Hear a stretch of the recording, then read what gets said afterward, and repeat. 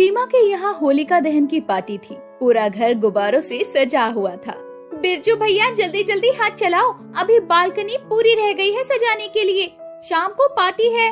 सीमा अपने नौकर से बोल ही रही थी कि तभी उसका पति विजय वहाँ आता है और बोलता है, सीमा तुमने सभी मेहमानों को कॉल कर दिया पार्टी के लिए?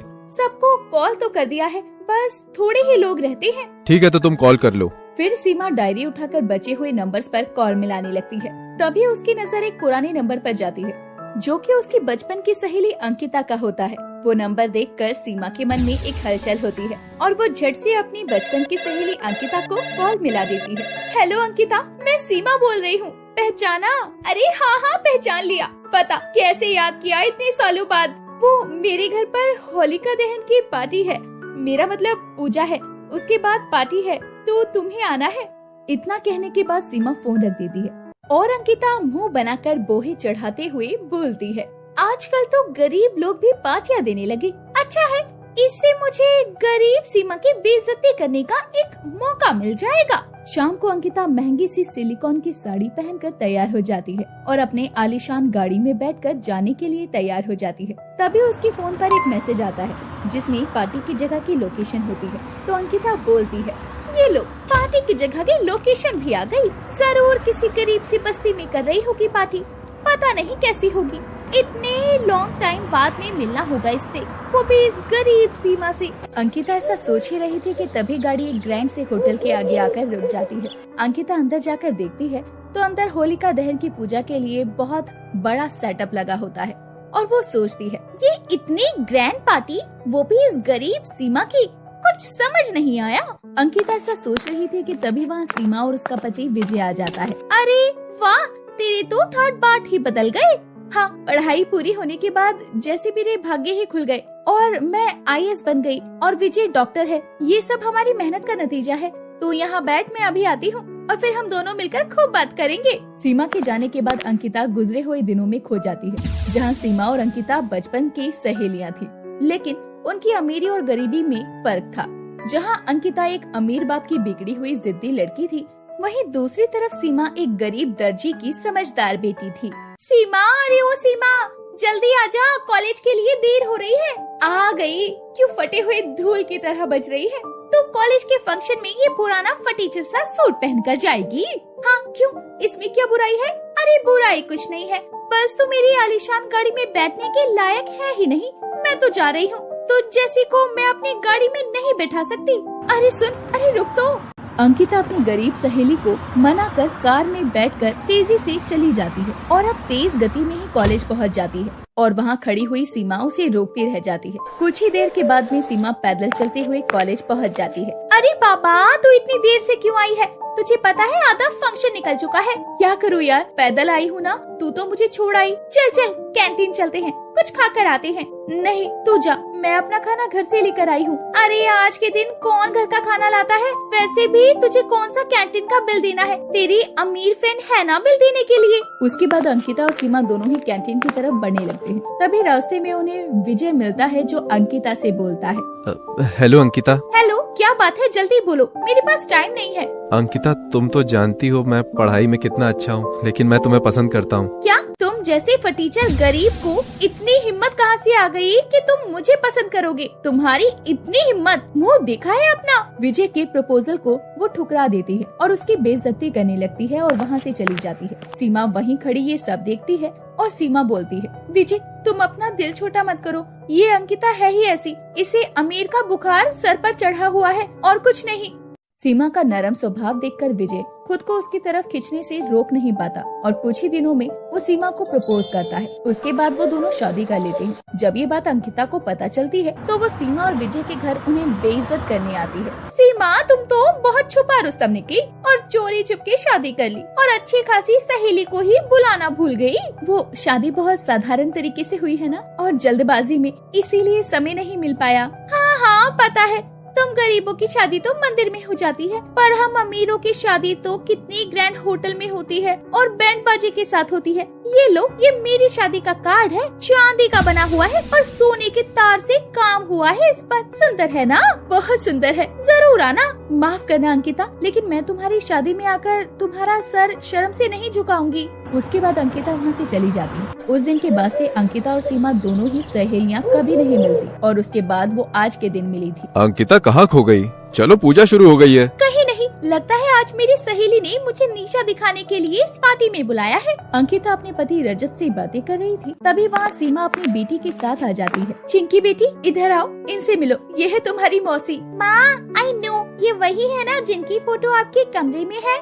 यस बेटा, ये वही है। हेलो मौसी, आपको पता है मम्मी रोज आपकी बात करती है। हेलो बेटा। चिंकी के मुंह से ये बातें सुनकर अंकिता का तो जैसे मन भर आता है और वो अपनी सहेली सीमा से बोलती है, सीमा मुझे माफ कर दो, मैंने तुम्हारे साथ बहुत गलत किया, फिर भी तुम अपनी सहेली को नहीं भूली। परेशान मत हो अंकिता, वो दिन ही हम सहेलियों के इम्तिहान के थे। तुम्हारी दोस्ती तो आज भी मेरे दिल में है और विजय के लिए तुम वही हो। आज होलिका दहन है, तुम भी अपने अंदर की सभी गलतफहमियों, बुराइयों को मिटा दो और होलिका के साथ दहन कर दो। उसके बाद वो दोनों गले मिल जाते हैं और सब मिलकर होलिका दहन की पूजा करते हैं।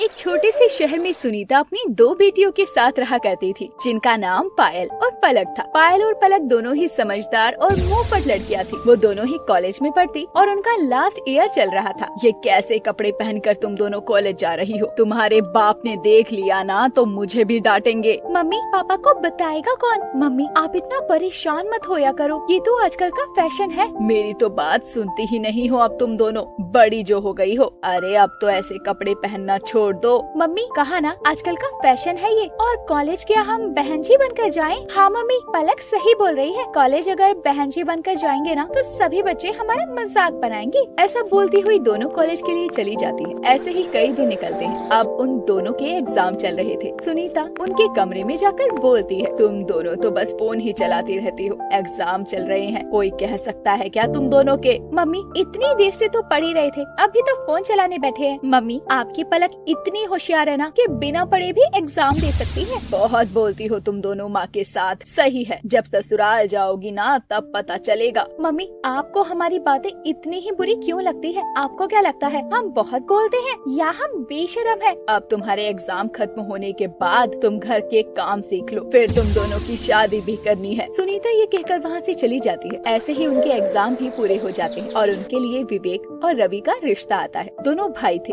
और उनकी माँ ममता देवी को पलक और पायल दोनों ही पसंद आ जाती है और वो दोनों बेटों की शादी पूरे रीति रिवाज से उन दोनों से कर देती है। बहू, तुम्हारा स्वागत है हमारे घर में। घर के इस कलश को अपने दाहिने पैर से गिराकर अंदर आ जाओ।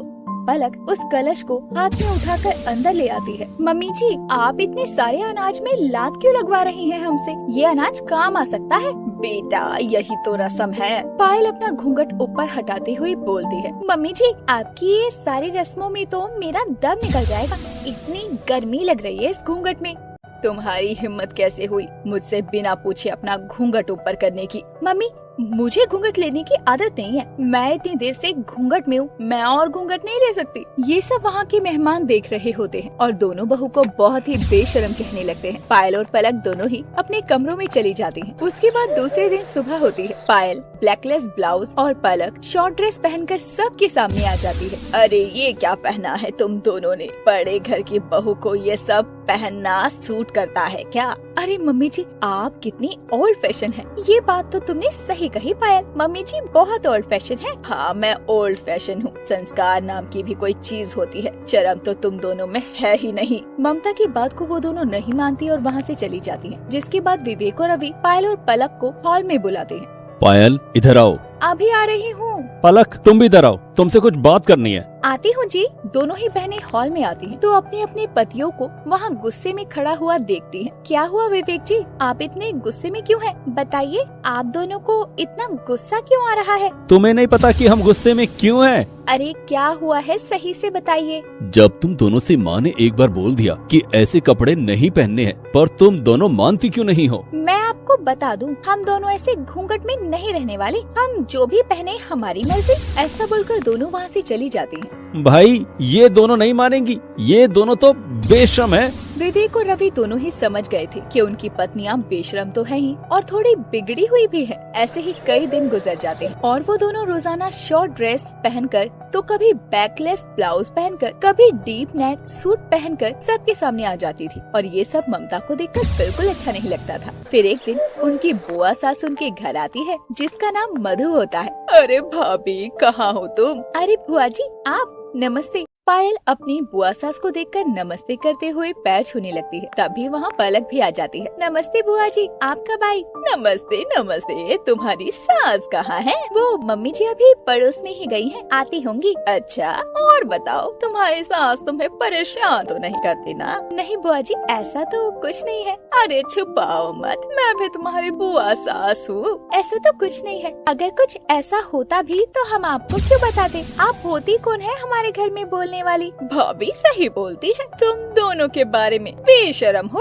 अच्छा, तुम बताओ या मत बताओ, आपको पता है ममता तुम दोनों पर रोक टोक करती है और तुम्हें परेशान भी रखती है। मेरी एक बात मानोगी? जी बोलिए। अपने अपने पतियों को लेकर अलग हो जाओ या तो अपनी सास को ही घर से निकाल दो। अच्छा, तो आप चाहते हैं हमारे परिवार में फूट पड़ जाए? जैसे आपकी बहू और बेटों ने आपको निकाल दिया है, ऐसे ही हम भी मम्मी जी को निकाल दे? अरे रे, बहुत बोलती हो तुम तो। अपनी जुबान पर लगाम दो। क्या बोल रही हो तुम? सही तो बोल रही हूँ। हम तो बेशरम हैं और आप बेशरम के साथ बदतमीज भी हो। हमारे तो सिर्फ कपड़े छोटे हैं और आपकी सोच छोटी है। ये सब उनकी सास ममता दरवाजे पर खड़ी सुन रही होती है। मम्मी जी, आप कब आई? जब मधु तुम्हें अलग होने की सलाह दे रही थी। अरे भाभी, मैंने सब सुन लिया। कोई सफाई देने की जरूरत नहीं है। सही कह रही थी पायल, इनके तो सिर्फ कपड़े छोटे हैं और लोगों की तो सोच ही छोटी होती जा रही है। भाभी, आप गलत समझ रही हो। मैं तो बस मधु, निकल जाओ मेरे घर से, इससे पहले कि मैं तुम्हें धक्के मारकर निकालूं। मधु इस समय उनके घर से चली जाती है। अब ममता देवी को समझ आ गया था कि उसकी बहुएं बेशरम जरूर है पर बेहया नहीं। मुझे माफ कर दो तुम दोनों, मैं तुम्हारी गुनहगार हूँ। मैंने तुम्हें कितने ताने दिए। मम्मी जी, आपको माफी मांगने की जरूरत नहीं है। हाँ मम्मी जी, आपको माफी मांगने की जरूरत नहीं। हम छोटे कपड़े तो पहनते हैं पर हमारी सोच छोटी नहीं है। सही कह रही हो बहू, आज के बाद मैं तुम पर कोई रोक टोक नहीं करूँ। जो मर्जी आता है वही पहनो और वही करो। इसके बाद ममता देवी कभी भी पायल और पलक को किसी भी बात के लिए उन्हें बेशर्मी का ताना नहीं देती। पायल और पलक भी ममता की बहुत इज्जत करती और सब खुशी खुशी रहने लगते हैं।